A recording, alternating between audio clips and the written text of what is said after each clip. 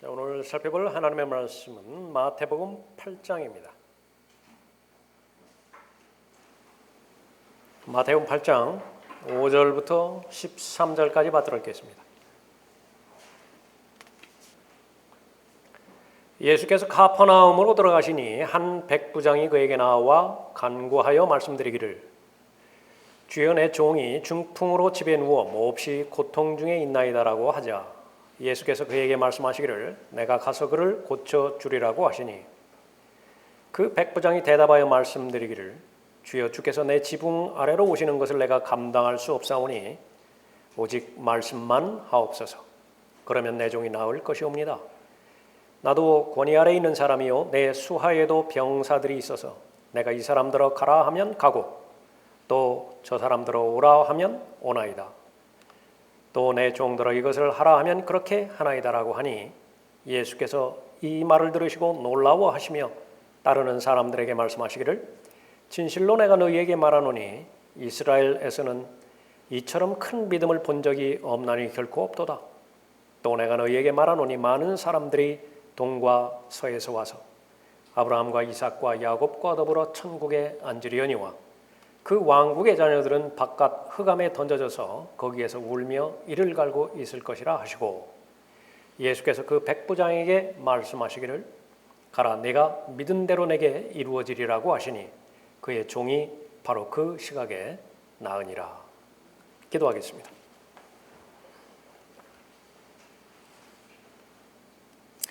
아버지 하나님, 하늘과 땅을 말씀으로 창조하신 아버지 하나님께서 이 시간에 참된 경배자를 원하시고 예수 그리스도의 보혈로 구속받은 하나님의 자녀들을 통하여 경배하게 해주시는 모든 여건과 환경 조성해 주시니 감사를 드립니다.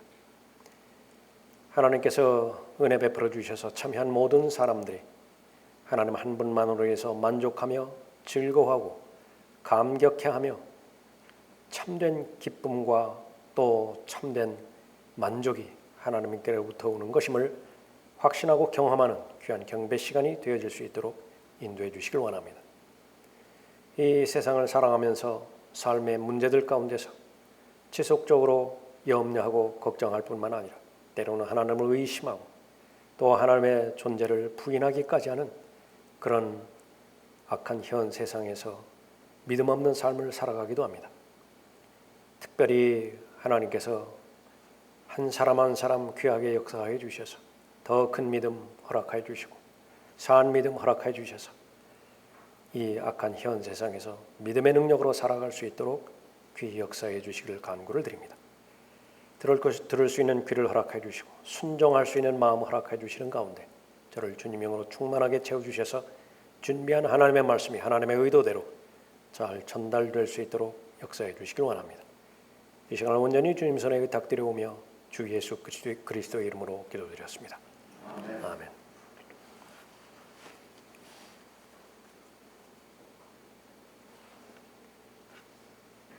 오늘 설교의 제목은 큰 믿음입니다. 오늘 본문에 나오는 이 백부장의 믿음을 큰 믿음이라 예수님께서 그렇게 칭찬하시죠. 하나님을 기쁘시게 해드리는 것은 바로 믿음이라고 히브리서 11장에서 말씀하고 계십니다. 믿음은 바라는 것들에 대한 실상이라고 말씀하셨고 보이지 않는 것들에 대한 증거라 말씀하셨습니다. 그리스도인의 삶은 믿음에 의한 삶인데 보이는 것을 따라가는 삶이 아니라 손에 만져지는 것에 의해서 믿음이 형성되는 것이 아니라 보여지지 않는 것, 그것은 바로 하나님의 말씀에 대한 약속을 말씀하는 것인데 그 약속의 말씀에 따라 걸어가는 것이라고 말씀하고 있습니다. 믿음의 대상은 사물을 믿는 것이 아닙니다. 믿음의 대상은 종교의식을 믿는 것이 아니라요, 심지어는 자신의 신념과 자신의 믿음이 대상이 되어서는 안 돼요. 믿음의 대상은 주 예수 그리스도이십니다. 하나님을 믿는 것이고 하나님께서 보내주신 예수 그리스도를 믿는 것이죠. 그분을 더 잘 알면 알수록 잘 믿을 거예요. 모르면 모를수록 믿음에는 한계가 있을 것입니다. 믿음 그러면 모두가 다 알 수 있는 말처럼 생각될 수 있을지 모르지만요. 이 세상에서의 배움과는 전혀 무관하다라고 하는 것이 하나님의 말씀에 기록된 정의입니다. 제일 무시하는 사람들 가운데 하나가 어린 아이겠죠. 예수님의 제자들도 어린 아이를 무시한 적이 있었어요. 예수님은 절대로 무시하지 않았습니다. 어린 아이라도 이해하고 예수 그리스도께 다가올 수 있는 것이 믿음이에요. 반면에 아무리 많은 공부를 하고 율법으로 말하면 율법 박사라고 불렸던 가말리엘이라고 하는 사람들도 있었죠. 그 사람들에게 아무리 구체적인 학문적인 단어를 동원해서 설명한다 하더라도요, 온전하게 이해하지 못하는 것이 믿음이에요. 그만큼 믿음은 신비의 대상이자 또 이 믿음은 어린 아이라도 받아들일 수 있을 만큼 가장 간단한 사실인 것입니다. 그리스도인이 믿음이 형성되기 위해서는 세 가지 요소가 필요한 것인데 하나는 사실입니다. 그 사실을 받아들이는 믿음이고요. 제대로 된 믿음이었다라고 하는 것을 증거하는 느낌이 있습니다. 복음으로 말하면 그 사실은 바로 고린도전서 15장에서 언급하고 있는 예수 그리스도께서 죄인들을 위해서 행해 주신 사실이겠죠. 예수 그리스도께서 죄인들을 위해서 죽으셨고 성경에 예언된 내용입니다. 묻히셨을 때에 셋째 날에 성경의 예언대로 살아나셨습니다. 그 사실을 헛되이 믿지 않고 굳게 붙잡을 수만 있다고 한다면 그 복음을 통하여 구원받을 것이라고 성경 자체가 약속하고 있습니다. 마음으로 믿는 것이 중요한 일인데 여러분이 마음으로 믿을 수 있는 믿음이 여러분 스스로 확정되었다고 한다면요, 가장 감사해야 될 내용이에요. 믿지 못함으로 인해서 또 온전한 믿음이 아님으로 인해서 구원에 이르지 못할 뿐만 아니라 성장이 지체되는 경우가 너무나 많기 때문에 그렇죠. 하나님께 감사드리는 것은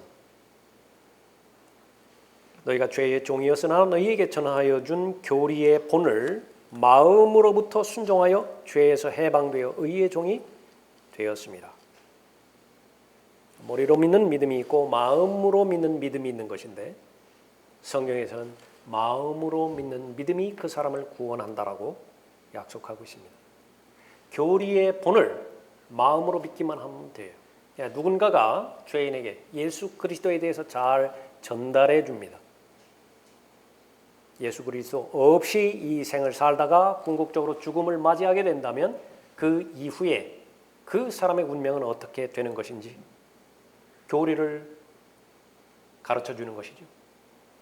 예수님께서 선한 목자로서 이 땅에 오신 유일한 목적은 하나님의 생명인 영생을 선물로 하나님의 은혜 가운데서 믿음으로 말미암아 주시고자 하신다는 사실도 알려준 것입니다. 그 사람을 그 사실을 마음으로 믿은 것이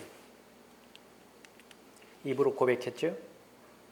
단순한 믿음입니다. 가장 단순한 믿음이에요. 그러면 그 사람은 구원을 받게 되는 것입니다. 구원 받았다라고 하는 그 증거, 열매는 느낌입니다. 무엇이죠? 감사입니다. 하나님이 감사하다고요. 나 같은 사람을 위해서 희생하시고 찾아오신 것에 대해서 믿음입니다. 성경에서는 이 믿음에 대해서 예수님께서 인정하신 사람들이 있고 인정하지 않으신 사람들도 많이 있습니다. 예수님을 거의 매일마다 만나고 또 예수님의 가르침을 받았던 사람들이요, 제자들이었을 거예요. 그런데 그 제자들에 대해서는 믿음이 크다라고 그렇게 별로 칭찬하지 않으십니다. 이방인과 유대인을 둘로 나눈다고 한다면 유대인들만큼 메시아의 예언에 대해서 많이 알고 있었던 사람이 어디 있겠어요?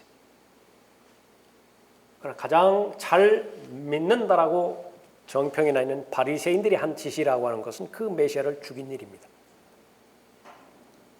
반면에요, 예수님에 대해서는 거의 정보가 없는 사람들, 저분이 도대체 누구신가라고 하는 그런 그 사람들에 대해서는 의외적으로 예수님께서 믿음이 크다 그렇게 칭찬하십니다.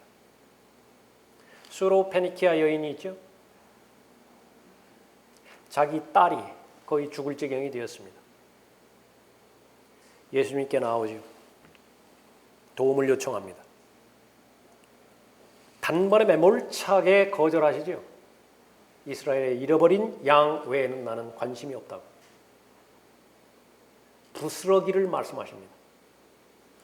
식탁에서 떨어진 부스러기.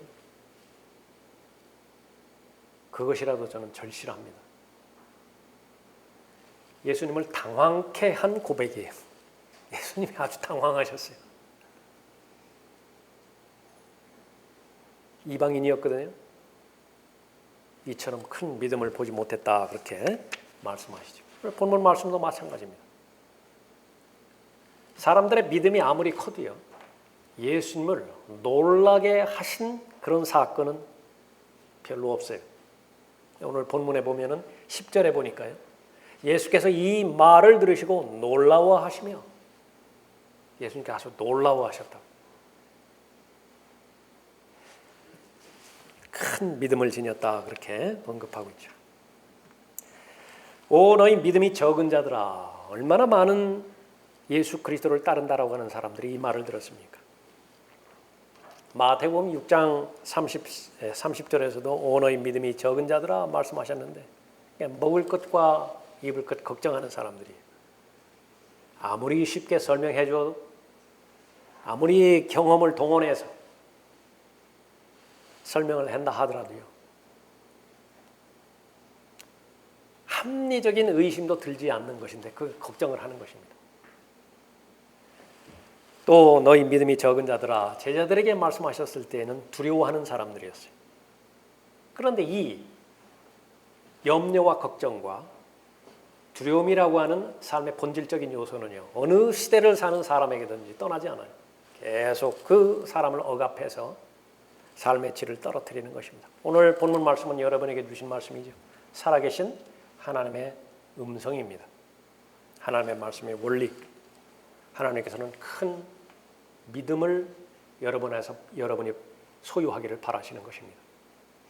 그렇게 된다고 한다면 성경의 말씀처럼 여러분의 삶의 본질에서 벗어나요.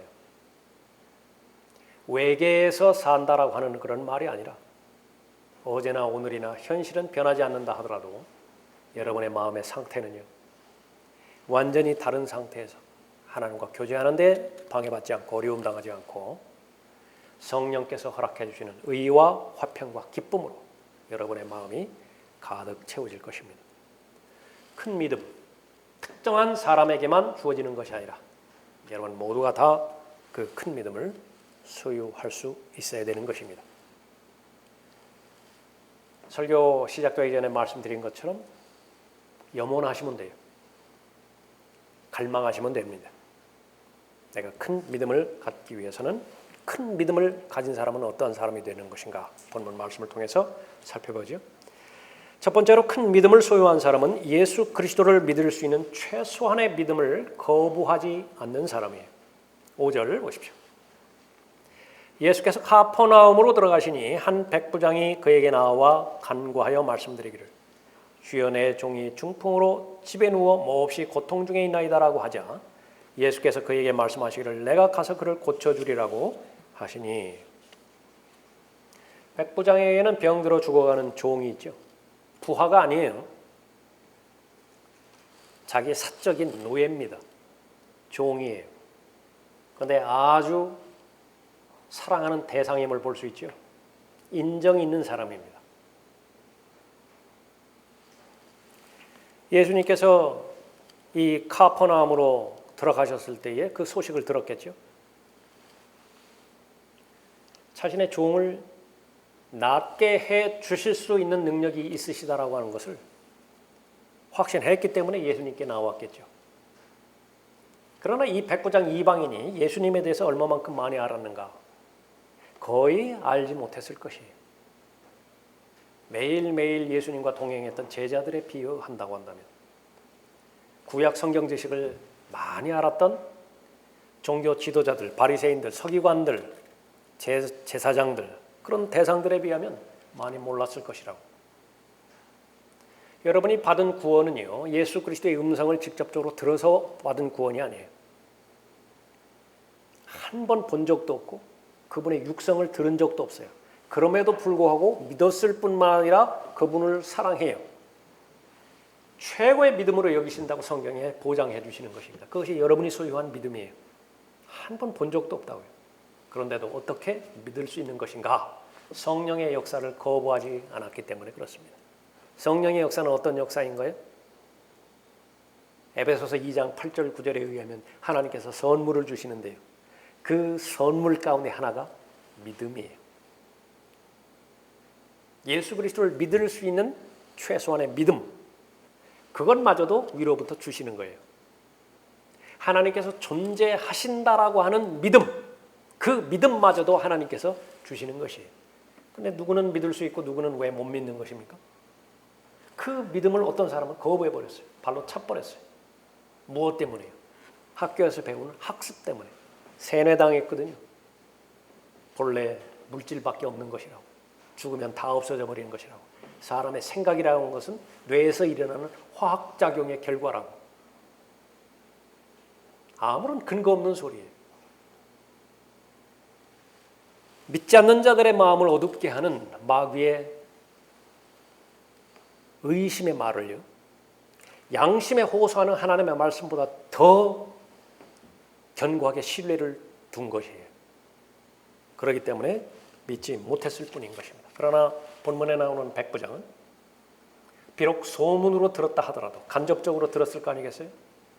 어느 사람에게나 성령께서 역사하고 계시는 것이 있는 것인데, 그러니까 예수 그리스도께서 바로 주라고 하는 사실을 아는 것입니다. 성경에 나오는 많은 백부장들이 있습니다. 다 이방인들이죠. 백부장이 많이 등장하는 이유는 믿음과는 직업적으로 거의 관계가 없는 사람처럼 보일 거예요. 군인이 서운하면 어떻게 돼요? 별로 안 어울리죠. 군인이 자비를 많이 베푼다. 그러니까 별로 잘 어울리지 않아요. 냉정해야 되고요. 아주 강해야 되고.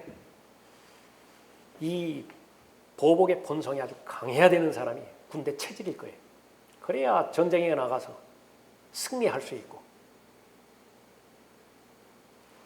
적들을 패배시킬 수 있는 것 아니겠어요? 사도행전 10장에 나오는 코넬료도요, 그 아주 경건한 백부장이었어요. 본문의 이 이방인 백부장도 아주 경건한 사람입니다. 자신의 종을 사랑했고요, 유대인들에게 대해서도 선대해 주었습니다. 누가복음 7장에 보면 회당을 지어줘요.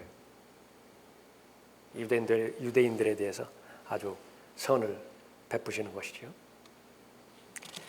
그 사람의 특징은, 하나님께서 주신 최소한의 믿음을 거부하지 않는 사람의 특징은 겸손하다라고 하는 것입니다. 6절 다시 보십시오. 말씀드리기를 주여 내 종이 중풍으로 집에 누워 몹시 고통 중에 있나이다. 이런 성경적인 관점에서 접근하지 말고 2000년 전의 역사 안으로 한번 들어가 보십시다. 로마 식민지에, 그 식민지를 통치하기 위해서 지휘관 하나가 파견이 되어지는데요. 백부장이. 지금 우리가 생각하는 뭐 중대장 이렇게 생각하면 안 돼요.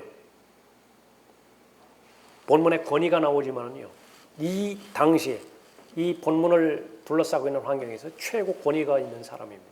말하면 다 돼요. 안 되는 것이 없습니다. 나이 또래가 어느 정도나 됐을까요? 예수님의 공생애는 시작됐잖아요. 40이 넘지 않았죠? 이 백부장의 나이는 얼마나 됐을까요? 아마 비슷했을 것이에요. 더 나이가 많았든지. 근데 뭐라고 호칭을 하죠? 주여라고 하는 것입니다. 과연 이렇게 부를 수가 있는 것인가? 본문에는 본인이 그렇게 직접 부탁하는 것으로 나와 있지만요, 누가복음에는요, 많은 사람들이 연루가 됐어요. 장로들을 보냅니다. 유대인 장로들을 보내서 부탁을 해요. 그 배경은 뭐냐면 자기는 감당하지 못하겠다라고 하는 부분입니다. 직접 예수님을 뵙고 이런 사정을 말씀드리기에 처지가 안 되는 것입니다. 또 예수님께서 오실 때에 친구들을 보내요. 자기 친구들을 보내서 대접하게 하는 것입니다.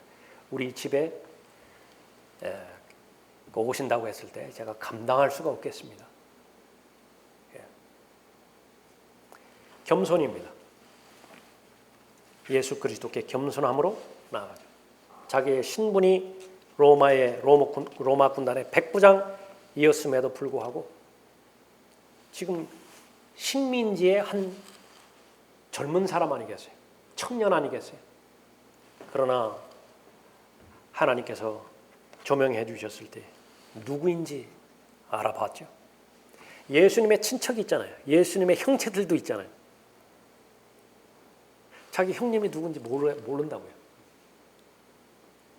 조명이 없어요. 가장 가까운 사람도. 그러나 거의 관계가 없어 보이는 이 백부장은 무엇 때문에 예수 그리스도를 알아봤어요? 겸손함입니다. 아마도 양심적으로 성령 하나님께 반응했을 것이라고.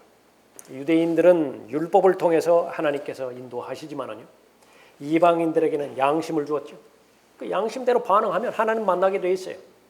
하나님께서는 반드시 복음 전파자를 보내주실 것이고 복음을 듣게 하셔서 거부하지 않는다고 한다면 구원받게 할 것입니다.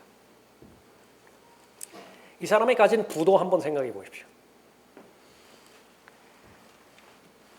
그 백부장이 대답하여 말씀드리기를 주여 주께서 내 지붕 아래로 오시는 것을 내가 감당할 수 없사오니 오직 말씀만 하옵소서. 그 지붕 아래가 어떤 지붕일까요? 식민지를 지금 통치하고 있는 것인데 거기 전체를 관할하고 있는 것인데 그 가운데서 의도적으로 형편없는 집을 관사로 삼았을까요? 일제강점기에서 일본의 행태를 생각해 볼 때요, 아주 최고의 요지, 가장 휘황찬란한 그런 건물이었을 거예요. 그것이 백부장의 집이었습니다. 가구가 누추해서 내 집에 오는 것을 내가 감당하지 못하겠습니다. 식탁이나 거실이나 이것이 형편없어서 그 말씀을 했을까요? 자신의 신분에 상관없이 자신의 부에 상관없이 겸손한 사람이 감당이 안 됩니다. 반면에 예수님은요, 그냥 그때에 살아가기 위한 생계를 이어가기 위해서는 목수였었잖아요. 그 전에 예수님의 고백으로 따라온다면 머리 둘 곳이 없잖아요. 여우도 머리 둘 곳이 있지만 주님은 여우 둘 곳이 없다. 가진 것이 없다고요.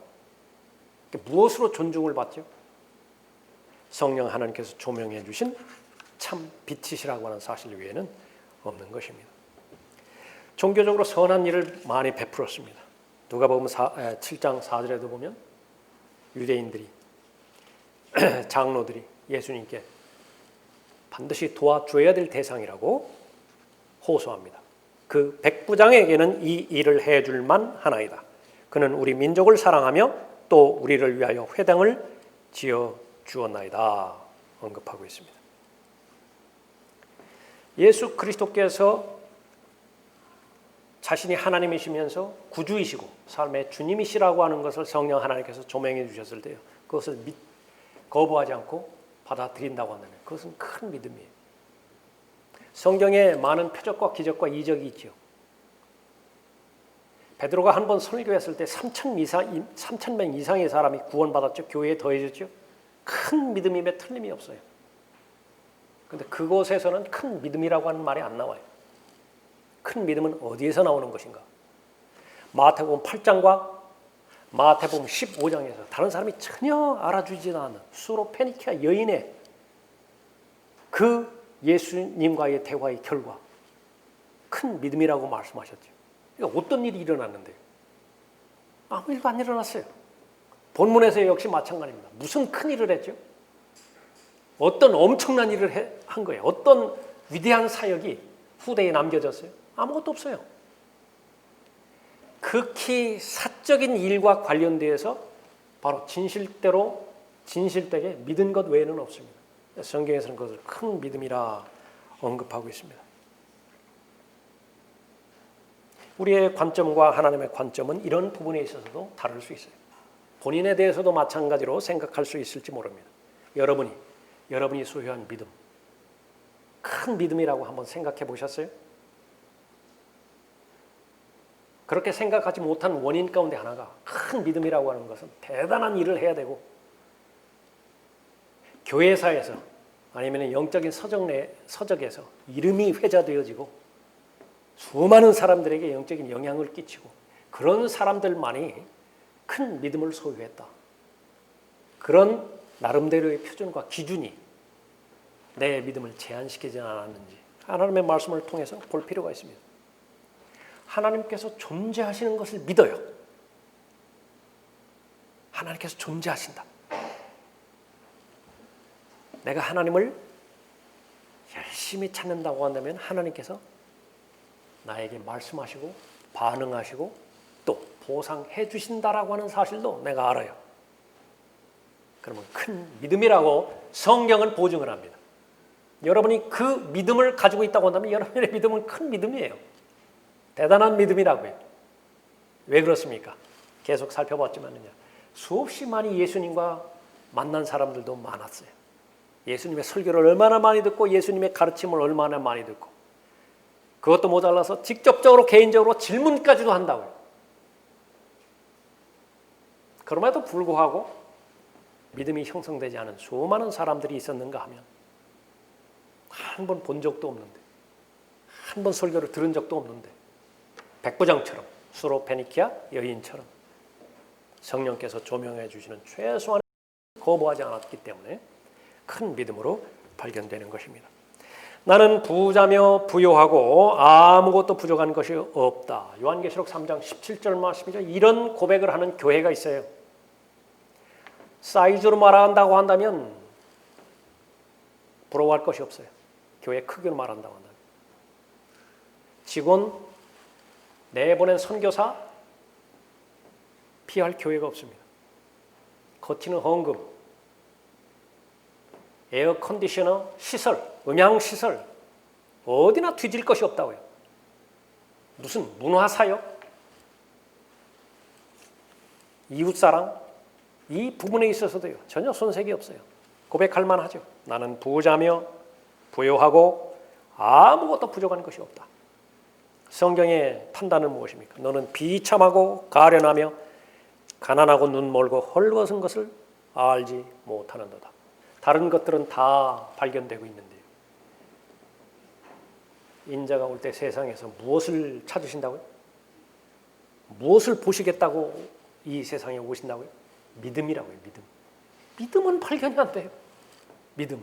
온갖 종교적인 의식이나 행동이나 여러 가지 업적, 건물, 사람 수, 물질, 재정 이런 부분에 대해서는 뒤질 것이 없는 것인데 그 안에 믿음이 없어요.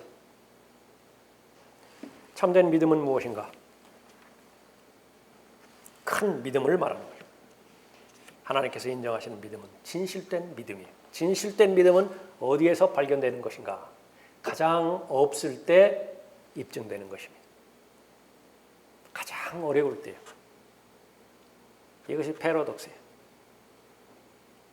요셉의 믿음이 언제 입증이 되었나요? 노예로 팔립니다. 거기서 그치지 않고 감옥으로 떨어지죠.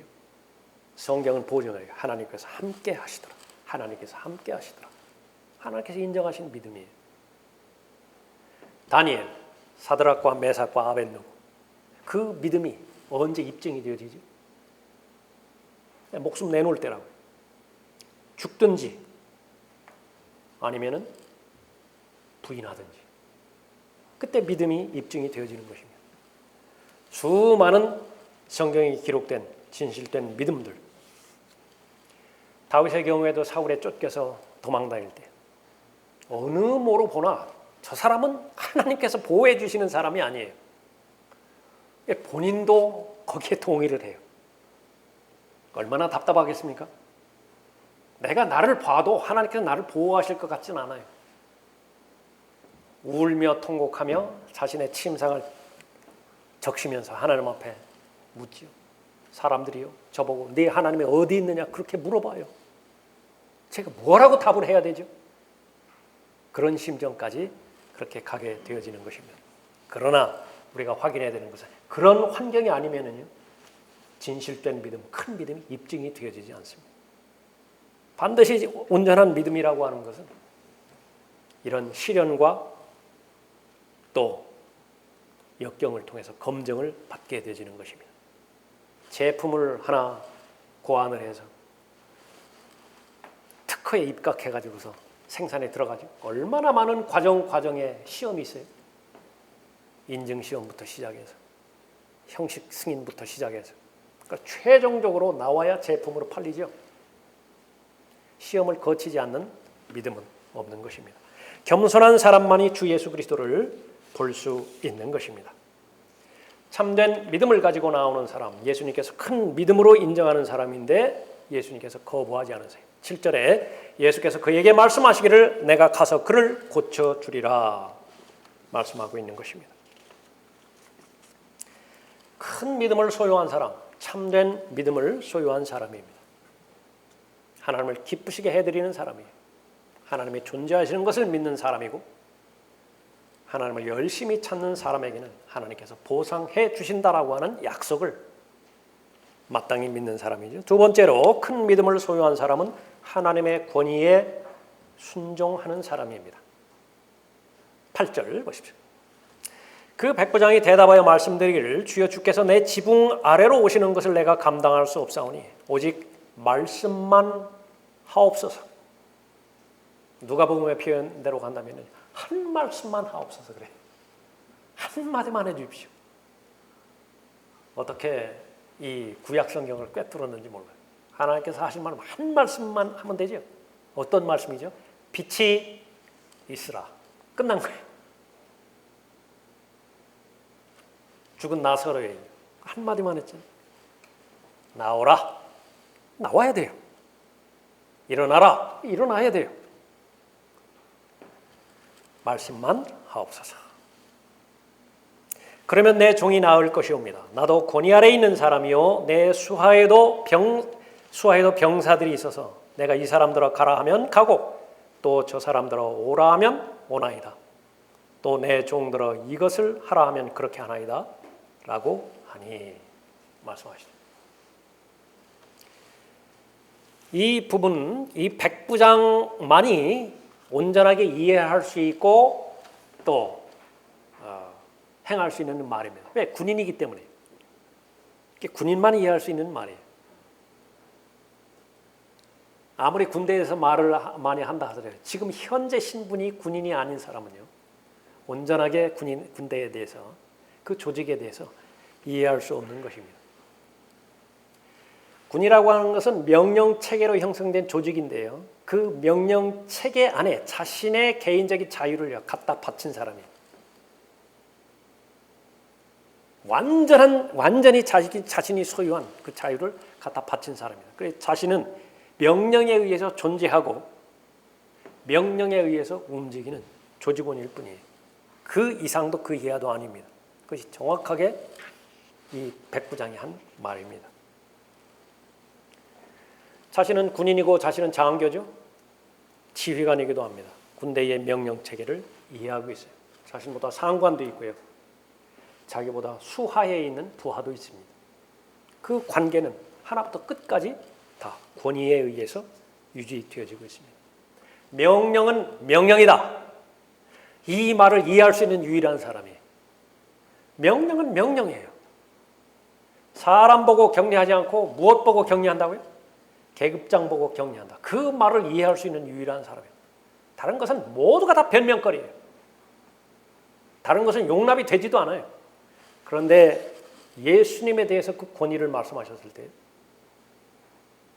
예수님께서는 그 사람의 마음의 중심을 알고 계시는 것입니다. 말씀만 하옵소서. 사령관이 있는데 대대장이 있는데 저 밑에 있는 그 2등병이 1등병에게 그 총기를 잘 관리하라고 좀 지시를 하고 싶어요. 그 밑에 있는 명령체제 다 무시하고 직접 가가지고 그 2등병 보고 불러서요. 2등병 이리 와봐. 그렇게 하는 사람이 어디 있어요? 그렇게 하는 장교가 어디 있어요? 명령만 하면 돼요. 그러면 실행이 되어지게 되는 것입니다. 영적인 수없이 복잡한 하이어라키가 있겠죠. 제일 위에 마귀가 있습니다. 사탄이 있죠. 정사와 권세들이 있죠. 수많은 영적 악이 있죠. 타락한 천사들이 있고 마귀들이 있습니다. 총사령관이에요. 그것을 인정한 것입니다. 명령만 하면 어떤 영이든지 예수 그리스도의 말씀에 순종할 수밖에 없어요. 사랑하는 종이 지금 중풍으로 누워있는데 그것이 질병으로 인한 것이든지 아니면 악령으로 인한 것인지 잘 모르잖아요. 질병으로 인한 것이라고 한다면 말씀만 하시면 나아요. 이것이 영적인 배경에 의해서 악령에 점유당한 것이라고 한다면 떠나라 그러면 떠날 수밖에 없는 것입니다. 그것을 아는 것이죠. 권위예요. 예수 그리스도께서 하실 일은 명령하시는 것, 그 하나밖에 없다라고 하는 사실을 인정해 드린 것입니다. 그 명령을 받는 사람은 그대로 실행하는 것 외에는 아무것도 할 일이 없다라고 하는 사실을 알고 있는 것이죠. 디모데후서 2장 3절 이후에 보면 그리스도인들을 군사라고 말씀하십니다. 그리스도의 훌륭한 군사들이죠. 자격은 무엇이죠? 연단받고 훈련 받으라는 거예요.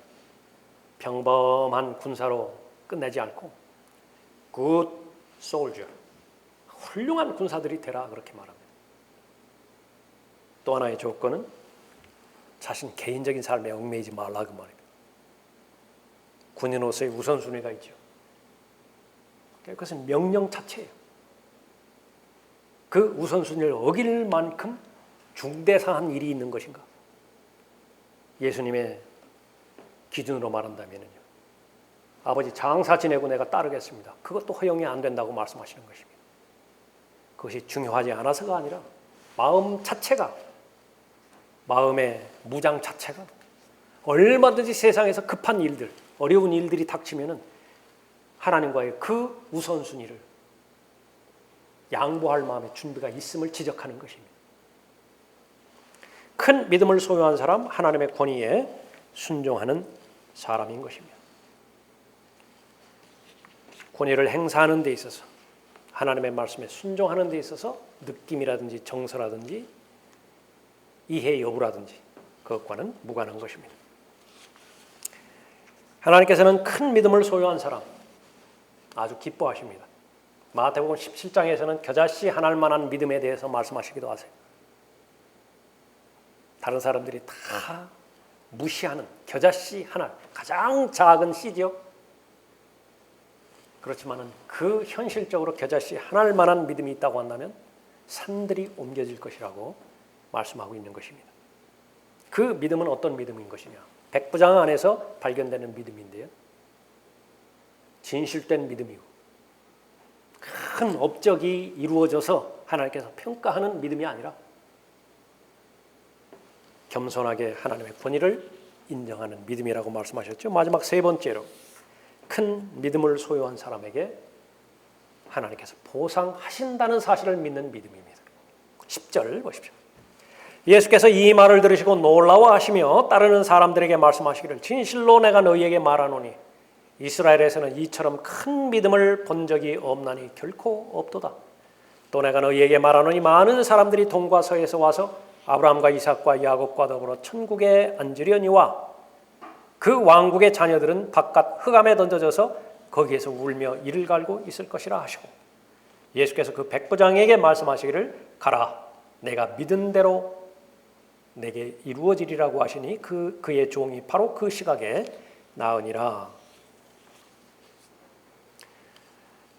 참된 믿음, 큰 믿음에는 반드시 하나님의 능력이 있습니다. 낫죠? 바라는 대로 원하는 대로 믿는 대로 그렇게 된 것입니다. 믿음은 그런 것이 가라 내가 믿은 대로 내게 이루어지리라. 백부장은 자신의 종을 사랑하는 그런 인정이 많은 인격적인 사람이었었죠. 그 사람의 인격이 종을 낫게 하지는 않았어요. 유대인을 위해서 회당도 지어졌죠. 평판이 좋았습니다. 그런 자신의 자선 행위, 그것이 자신의 종을 낫게 하지도 않았습니다. 단순히 하나가 종을 낫게 했는 것인데 그것은 예수 그리스도에 대한 신뢰입니다. 하나님을 믿는 사람이고 하나님께서 보내신 예수 그리스도를 믿는 사람이었죠. 그 결과는 변화예요. 기적 가운데 기적은, 최고의 기적은요, 홍해가 갈라지는 것이 아니라, 산들이 옮겨지는 것이 아니라, 가장 위대한 기적은 죄인의 죽은 영이 살아나는 기적입니다. 그것보다 더 큰 기적은 없어요. 거듭나는 것입니다. 이것이 계량화되지 않아서 그렇지, 손에 잡히지 않고 눈에 보이지 않아서 그렇지, 사람들이 그래서 무시하는 것이지요. 하나님의 관점에서 보실 때 그보다 더 큰 기적은 없는 것입니다. 그 이후로 계속 그 거듭난 영이 성장하는 것입니다. 변화예요. 죽은 꽃은 조화하고 살아있는 생화하고 다른 점이 있다고 한다면요, 생화는요 매일매일마다 변화가 있어요. 죽은 사람이 만든 조화는요 1년 12달 변화가 없어요. 어떤 변화도 없어요. 죽은 거예요. 믿음은 성도의 변화를 보장합니다. 그리스도의 충만하심에 장성한 분량에까지 다다르고 자라는 것이 이 지상에서의 삶의 그리스도인의 목표죠. 그것은 믿음이 가능하게 만드는 것입니다. 그리스도인에게 있어서 성공이란 어떤 것이냐, 이 부분을 여러분이 다시 한번 정립하셔야 될 필요가 있습니다. 성공이라고 하는 것은요, 어떤 결과가 주어지든지 무관하게 하나님의 말씀이라고 확신이 되었다고 한다면 그 말씀에 순종하는 거예요. 그러면 성공한 거예요. 그러면 성공한 것입니다. 그리스도의 성공이라고 하는 건 이 번영신학의 영향을 받아서 반드시 병이 나아야 되고 다른 사람에게 무슨 간증거리가 생겨야 되고 잘 믿는다라고 하는 것을 경건이 이익이라고 하는 그 기준에서 좀 입증이 되어야만 잘 믿는 것이라고 그렇게 말할 수 있을 것 같다. 그리스도인으로서 성공적인 삶을 살았다라고 그렇게 볼 수 있을 것 같다. 그러나 성경에서 말하는 그 부분이 아니에요. 사도행전 2장에서 베드로가 한번 설교했을 때 3,000명이 구원을 받았습니다. 성공적인 사역이 임해 틀림이 없죠. 사도행전 7장에서 스테반이 설교했을 때 단 한 명도 회심자가 없었어요. 실패한 사역인가요? 하나님께서 무시한 사역이에요. 그러니까 둘 다 성공한 사역이라고. 공통점은 무엇이지? 하나님의 말씀에 순종했어요. 말씀을 전파하라. 어떤 말씀을 전파하죠? 말씀을 넣어주신 대로 하나님의 마음을 담아서 전달한 것입니다. 죄에 대해서, 사망에 대해서, 심판에 대해서, 지옥의 영원한 형벌에 대해서 설교하라. 그대로 하면 성공한 거예요. 단 한 사람의 회심자가 없다 하더라도 성공적인 사역이라고요. 여러분의 기준도 다르지 않습니다. 여러분의 믿음의 분량에 따라서요. 로마서 12장 3절에 의하면 여러분의 믿음의 분량에 따라서 계속 믿음을 주십니다.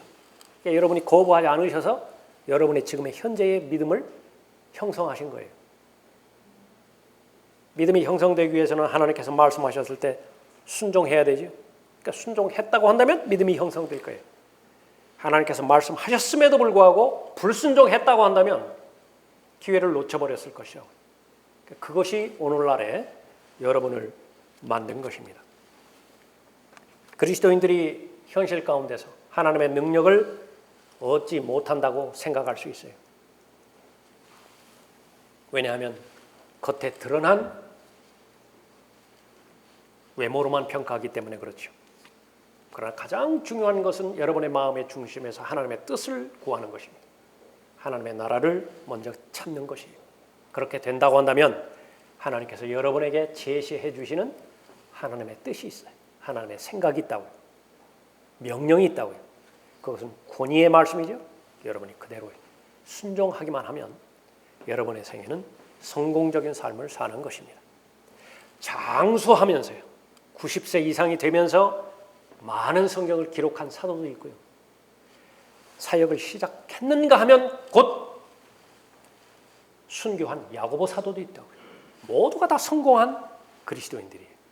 성공한 하나님의 자녀들인 것입니다. 시베리아의 불꽃이라고 하는 그런 그 책자를 보면은요, 시베리아의 그 얼음밭에 서서 2시간 동안 설교하는데 꼼짝하지 않고 다 듣습니다. 거기서 구원받은 사람은 그 두꺼운 얼음을 깨고 거기서 침례를 받아요. 침례 순종을 합니다. 무슨 연주단이 있겠어요? 무슨 악기가 동원되겠어요? 그 예배에? 무슨 부드러운 예화가 거기에 추가가 됐을 것입니까? 들키면 죽어요.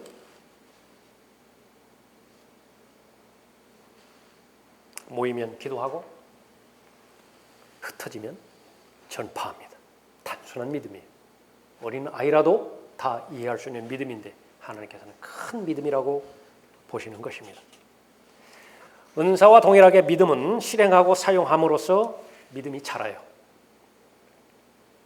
염원이 하나가 있다고 한다면 우리의 믿음을 늘려주소서. 누가복음 17장 5절의 말씀처럼 주여 내가 믿나이다. 나의 믿음 없음을 도와주소서. 마가복음 9장 24절에 있는 것처럼 여러분의 목표가 하나님 앞에 인정받는 믿음으로 내가 그 믿음을 소유하고 싶습니다. 진실되기만 하면 되는 것입니다. 성령 하나님께서 그 믿음을 형성할 수 있는 최소한의 믿음을 여러분의 믿음의 분량에 맞게 계속 주신다라고 하는 약속의 말씀을 받아들이면 되는 것이죠. 그것을 무엇이 방해하는 것이냐? 그 하나님의 말씀을 듣는 것을 마귀가 어떠한 방법과 어떠한 수단들을 동원해서 하나님의 말씀을 듣지 못하게 방해하는 것인가? 여러분이 그거 해결하시라고. 무엇이 내 안에서 충분히 믿음이 형성될 수 있음에도 불구하고 그 믿음이 형성하지 못하게 만드는 것이냐? 돈 사랑이거든요. 쾌락 사랑이거든요. 자기 사랑이에요. 그거 해결하지 못하면 어떠한 믿음도 형성되지 못해요.